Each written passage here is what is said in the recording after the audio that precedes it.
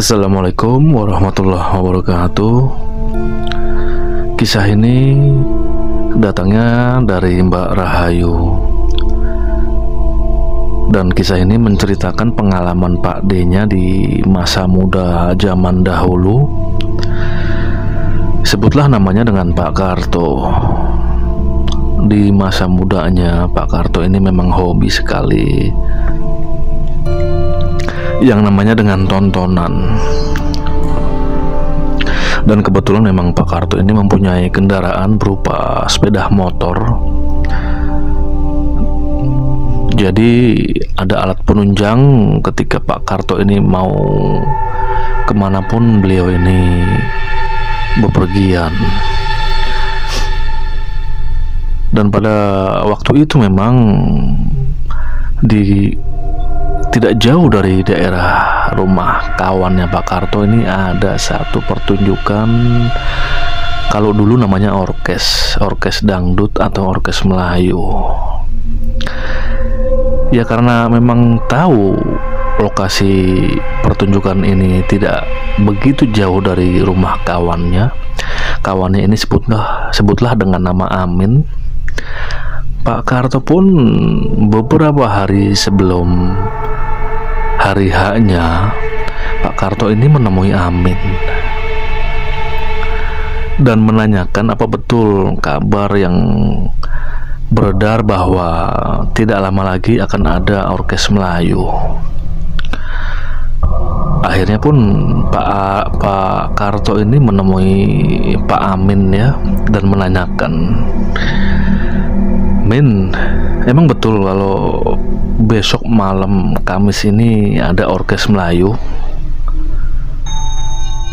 Ditanya demikian, Pak Amin pun menjawab, "Iya toh, besok sini aja nonton, sekalian pulangnya nginep, jadi nggak usah pulang." Pak Karto pun akhirnya menjawab, "Ya bagaimana besok saja, tapi yang jelas kita harus nonton." Begitulah kira-kira obrolan kawan sohib berdua. Dan akhirnya kesepakatan pun terjadi bahwa besok akan nonton bersama-sama. Singkat cerita, akhirnya Pak Karto dan Pak Amin pun melihat orkes dangdut tersebut. Karena memang lokasi tontonan ini tidak jauh, akhirnya motor Pak Karto ditaruh di rumah Pak Amin dan mereka berdua ini jalan kaki ke sana. Nah, setelah memang mereka menikmati tontonan itu, ini sampai jam 12 malam juga masih asik saja menikmati lagu-lagu dan nyanyian-nyanyian yang memang ngetren pada saat itu. Sesekali Pak Karto pun ikut berjoget. Namun untuk Pak Amin, memang beliau ini tidak hobi berjoget ya, walaupun memang untuk menonton ya boleh dikatakan suka. Dan itu terus berlanjut sampai pukul 2 dini hari. Dan tidak lama kemudian akhirnya selesailah tontonan tersebut. Mereka berdua pun akhirnya pulang ke rumah Pak Amin. Kemudian menghabiskan rokok satu batang, akhirnya Pak Karto pamit, "Min, aku pulang ya. Ini mumpung belum begitu malam." Pak Karto, Pak Amin pun bilang, "Udah nginep aja di sini, udah malam ini tinggal tidur. Toh motor juga sudah di dalam." Namun entah kenapa Pak Karto ini seperti sangat ingin pulang sekali dan seperti tidak betah untuk menginap di rumah Pak Amin. Bukan begitu, men. Nggak tahu kenapa ini rasanya pengen pulang. Ya akhirnya mendengar sahabatnya yang memang sudah sangat ingin pulang, ya Pak Amin pun mengiyakan, ya udah hati-hati di jalan. Ingatkan jalan pulangnya, pokoknya jangan lewat kuburan kembar, kata Pak Amin mengingatkan Pak Karto. Udah tenang aja. Kemudian motor ini pun dikeluarkan oleh Pak Karto. Dan tidak lama kemudian Pak Karto pun berjalan ke arah pulang. Kira-kira 1 kilometer dari rumah Pak Amin, Pak Karto ini ingat pesan Pak Amin bahwa tidak boleh melewati kuburan kembar. Jadi kondisinya kuburan kembar ini kanan kirinya memang ada makam. Namun pas di pertengahan ini tidak lurus, seperti berkelok, dan di situ seperti ada perempatan. Jadi kalau lurus ke arah rumah Pak Karto, kalau belok kanan atau belok kiri ini ke kampung lain. Nah, ingat perkataan Pak Amin, Pak Karto pun sebentar mematikan kendaraannya. Tidak lama lagi di depan ini ada sebuah makam kembar. Namun karena untuk berbalik arah mencari jalan yang lain, Pak Karto ini sudah terlanjur jauh dan lelah ya. Akhirnya pun diterobos juga kuburan kembar ini. Sebetulnya Pak Karto ini seperti ada rasa was-was. Ketika memasuki pemakaman kembar ini, Pak Karto selalu tengok kanan kiri dan sesekali agak memundurkan badannya ke arah belakang. Lalu ketika pas di tengah makam ini, atau pas di jalan yang memang sudah sangat sepi ini, tiba-tiba motor Pak Karto ini mati. Seketika itu juga Pak Karto panik, karena memang sama sekali di luar dugaan. Karena rencananya ketika memasuki makam kembar, Pak Karto ini akan mengebut sekencang-kencangnya. Namun kenyataannya tidak, motor pun mati. Dan mau tidak mau Pak Karto ini berhenti, dan dengan standar 1 Pak Karto ini mencoba mengengkol ya. Tidak hidup juga. Keadaan semakin mencekam, apalagi suara-suara binatang malam ini semakin jelas terdengar. Belum lagi ada suara burung hantu yang lamat-lamat jauh ini terdengar, namun sangat jelas di telinga Pak Karto. Pak Karto memeriksa tangki bensin, namun bensinnya dikoclak-koclak ini atau digoyang-goyangkan motornya ini penuh. Tidak mungkin kalau memang ini kekurangan bensin. Pak Karto kemudian menstarter lagi kendaraannya atau motornya, namun hasilnya nihil. Di makam itu Pak Karto ada sekitar 10 menitan. Ini keadaan semakin tidak enak bagi Pak Karto. Pak Karto berharap ini ada kendaraan lain yang lewat, namun juga nihil. Mencekam sekali rasanya menurut Pak Karto. Sesekali Pak Karto ini agak memutar badannya dan menengok kanan kiri, melihat kondisi pemakaman. Di seberangnya ini ada area pemakaman yang luas. Di belakangnya juga sama, pemakaman yang luas. Nah, ini semakin membuat Pak Karto was-was. Pak Karto mencoba lagi mengengkol kickstarternya, nihil juga. Bahkan memeriksa busi juga, Namun hasilnya ada percikan api di busi.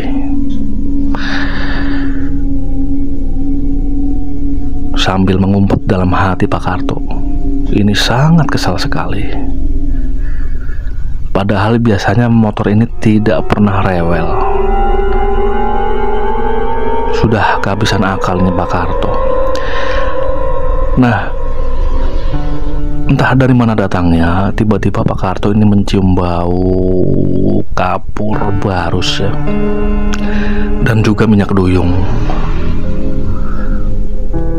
Baunya ini sangat kentara sekali di hidung Pak Karto.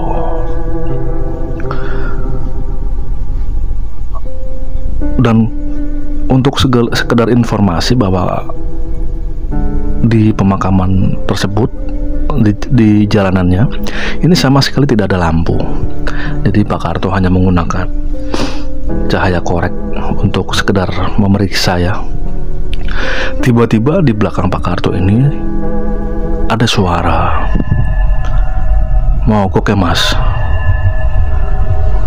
Nah, mendengar suara seperti itu, Pak Karto ini tidak buru-buru menengok, karena keyakinannya berkata seperti itu, "Jangan nengok, jangan nengok." Ini suara ini muncul kembali, namun agak berat. "Kenapa Mas kendaraannya?" Untuk suara yang kedua ini Pak Karto tidak tahan dan langsung menengok. Dan ketika menengok, Pak Karto ini hampir pingsan dengan mulut yang ternganga dan kaki yang tiba-tiba sangat lemas, tidak mampu berdiri dan langsung jatuh terduduk sambil mulutnya ini hanya karena terlalu ketakutannya. Dan di situ Pak Karto melihat sosok pocongan atau pocong sedang berdiri tidak jauh dari Pak Karto dan motornya yang mogok, kisaran mungkin 2 meter dari Pak Karto. Dengan pemandangan tersebut ini Pak Karto semakin tidak karu-karuan. Nah, alhamdulillahnya tidak lama dari kejadian itu, ini muncullah satu buah truk engkol yang dari arah sebelah kanan, dan ini menyinari pemandangan menyinari Pak Karto dan motornya. Kemudian truk engkol ini berhenti dan menanyakan Pak Karto. Namun supir truk engkol ini seperti agak kaget karena melihat Pak Karto ini seperti agak kaku dan terduduk, dan akhirnya supir engkol ini pun turun. Kemudian Pak Karto pun disapa dengan sangat perlahan oleh supir truk engkol ini. Ada apa Mas? Kenapa sampean rebahan di sini?" Pak Karto pun menjawab, anu Mas, kata Pak Karto dengan terbata-bata. Kemudian supir truk engkol ini pun istilahnya memberi minuman ya, yang memang ada di dashboard truk engkolnya. Kemudian supir truk engkol ini pun bilang, "Ya udah Mas, kalau memang motornya mogok udah ditinggal sini aja, sampean ikut saya." Namun di kondisi Pak Karto yang masih setengah sadar ini, Pak Karto bilang, "Udah nggak apa-apa Mas, saya coba hidupin, siapa tahu memang bisa menyala," kata Pak Karto. Dan ajaibnya memang ketika di engkol sekalipun ini langsung nyala dan tokcer. Namun dengan kondisi tubuh lemas ini Pak Karto ini membawa motornya dengan kondisi yang masih agak-agak belum stabil. Dan ketika motor hidup, akhirnya Pak Karto pun berpamitan dengan supir truk engkol tersebut dan mengucapkan terima kasih. Kemudian sampai di rumah ini Pak Karto langsung memang membuka pintu yang memang tidak dikunci ya. Langsung memasukkan kendaraannya dan duduk di ruang tamu sambil sedikit rebahan. Dan tanpa terasa Pak Karto ini pun langsung tertidur sampai pagi hari.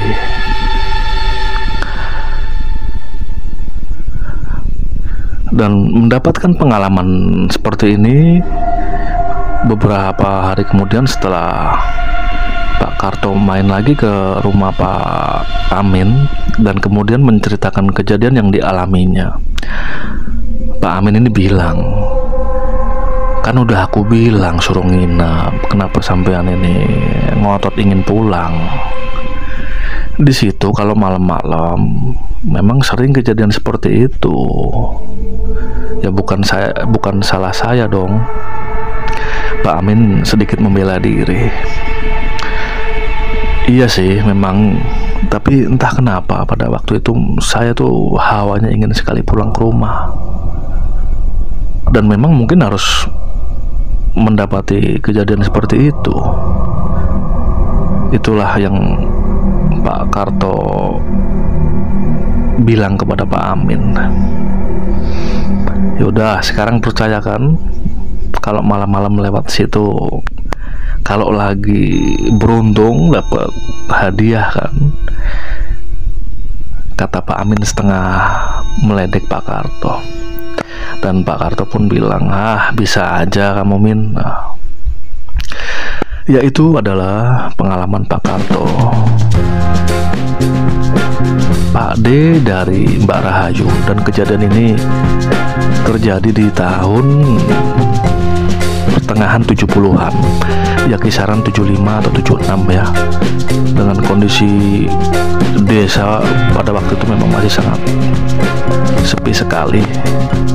Dan kejadian ini memang terjadi di salah satu kota di Jawa Tengah.